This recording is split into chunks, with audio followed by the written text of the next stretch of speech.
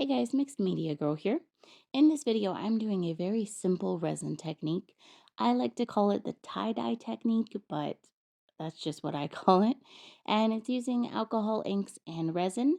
But instead of putting the resin in first, like you typically would do, I put the alcohol inks in first and then pour in the resin, which creates this really cool tie-dye effect. Now, it's very important that you have your resin mixed up and ready to go before you do this because the inks dry very quickly and you want to be able to pour the resin in right when you're done putting your inks in. So I'm using two different Ranger colors and then one Pinata.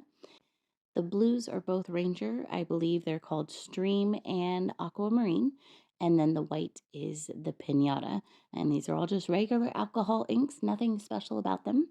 So I put a little bit into my mold where I wanted them to go. I was kind of trying to mimic a crashing waves look. And then I poured the resin in. This mold takes about 8 ounces of resin. I like to pour it in really slowly and put just partial fill and then kind of let it sit and see how it looks to decide if I want to add any more inks or anything else.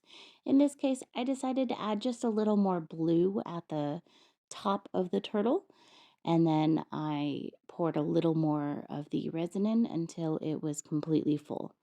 So you can see I'm not pouring fast here. I'm pouring very slow because I kind of want to control where those inks are going. And there are other things you could do here. You could take a stick and swirl it around. You can add even more ink.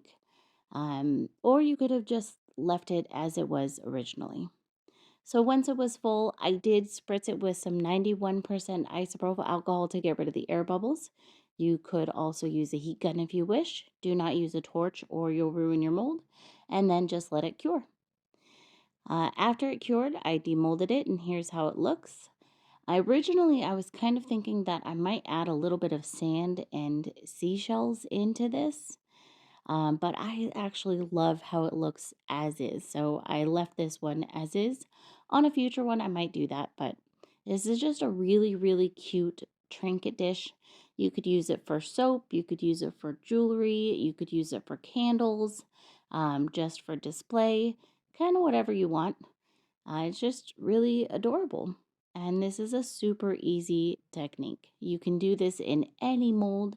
I do this in coaster molds all the time. I do this in bowl molds or tray molds. And it just creates a really gorgeous look every single time. So I hope you guys enjoyed this. Thank you so much for watching. And I will see you all next time.